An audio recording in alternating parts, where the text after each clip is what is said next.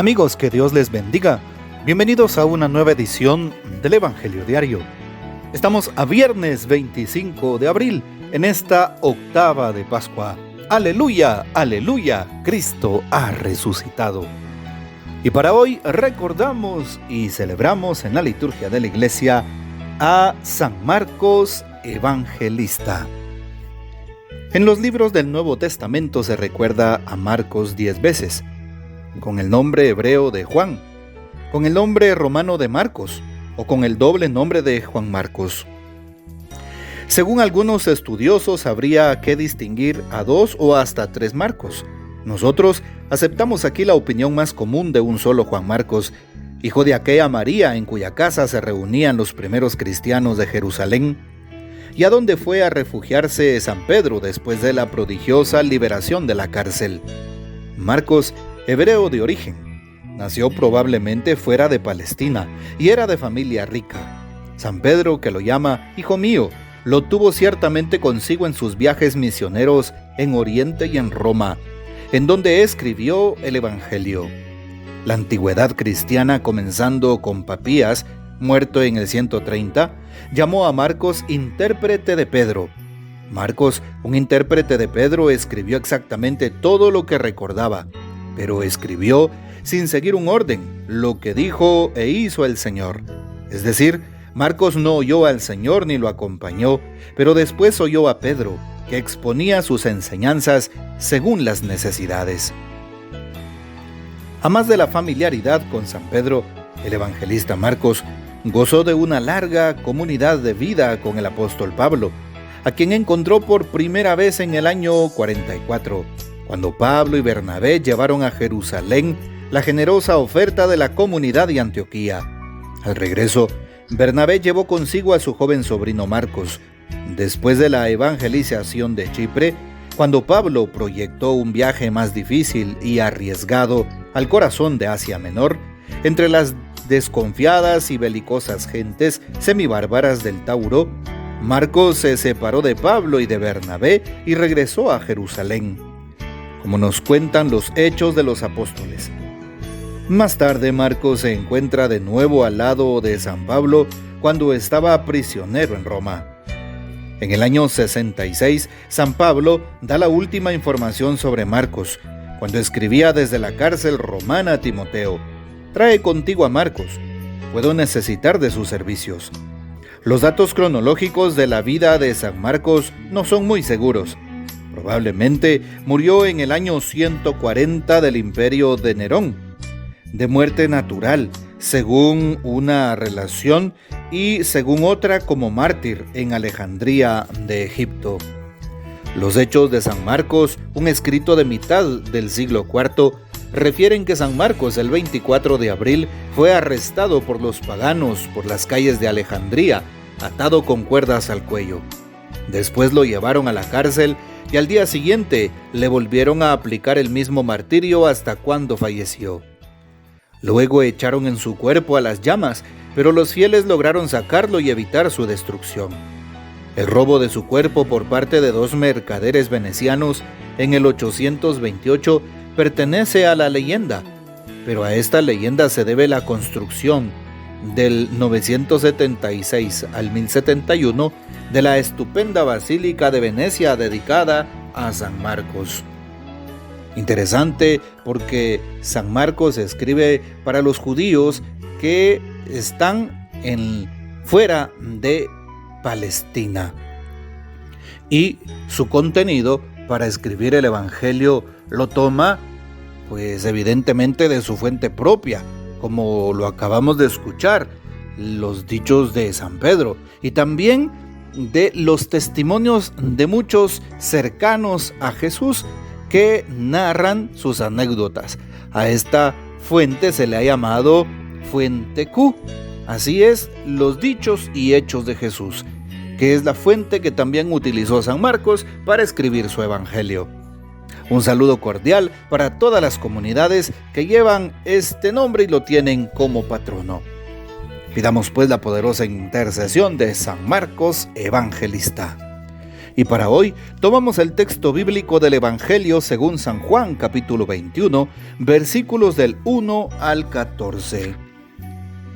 En aquel tiempo Jesús se les apareció otra vez a los discípulos junto al lago de Tiberíades.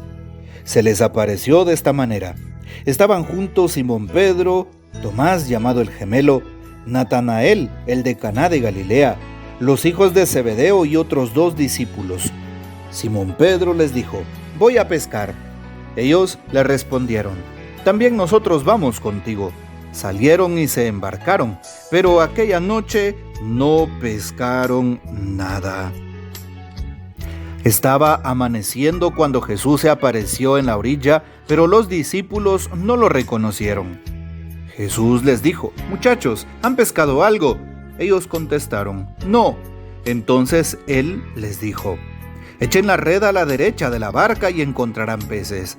Así lo hicieron, y luego ya no podían jalar la red por tantos pescados. Entonces el discípulo a quien amaba Jesús le dijo a Pedro: «Es el Señor».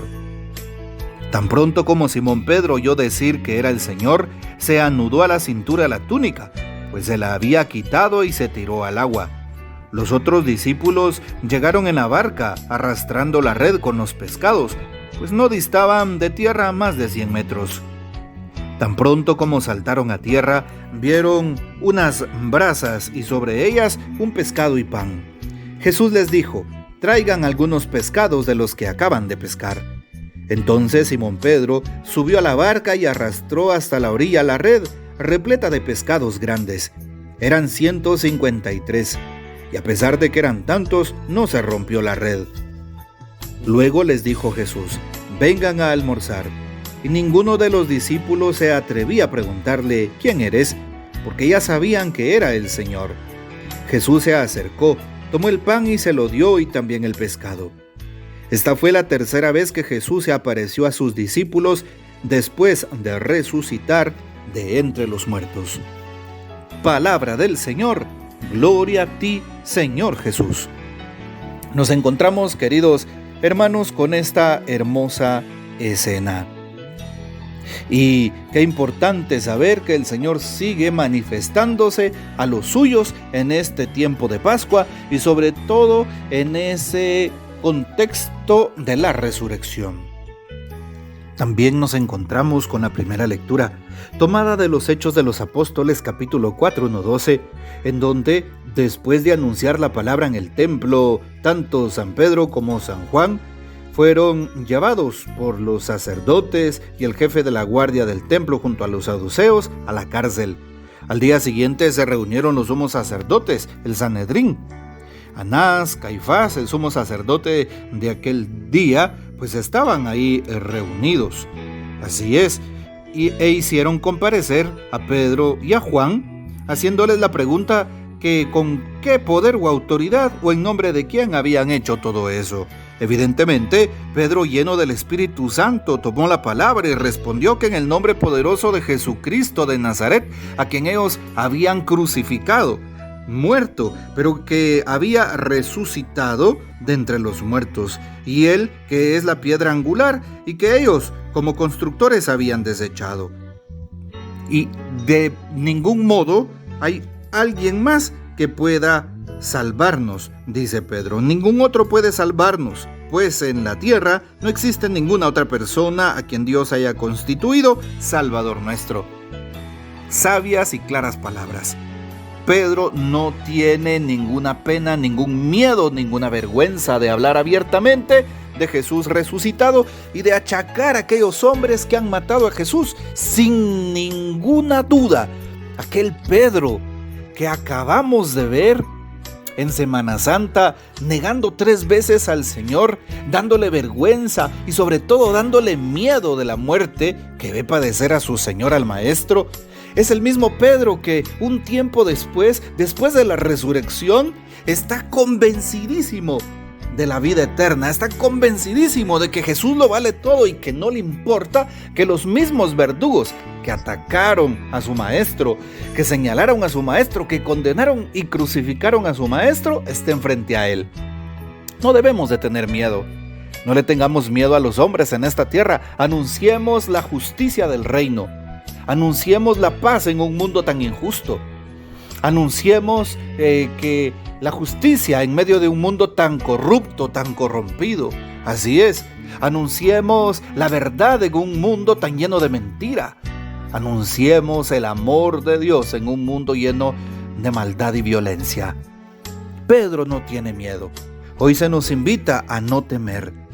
De tal manera que Jesús resucitado también en el texto del Evangelio de San Juan 21 se aparece a la orilla del mar. Aquellos están pescando, lo reconocen. Pedro rápidamente baja. Jesús les tiene la comida preparada. El encuentro con el resucitado siempre alegra el corazón. El encuentro con el resucitado multiplica las bendiciones. No habían pescado nada. Tiren la red a la derecha y pescan gran cantidad de peces.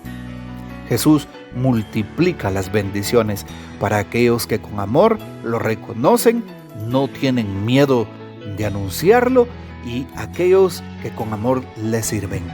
Así que ánimo, sigamos adelante, amando a Jesús, sirviendo a Jesús y reconociendo su presencia en nuestras vidas para que Él transforme la vida de otros corazones que están en oscuridad. Que el Señor nos bendiga, que María Santísima nos guarde y que gocemos de la fiel custodia de San José. La bendición de Dios Todopoderoso, Padre, Hijo y Espíritu Santo descienda sobre ustedes y permanezca para siempre. Amén. Comparte este audio y hasta mañana.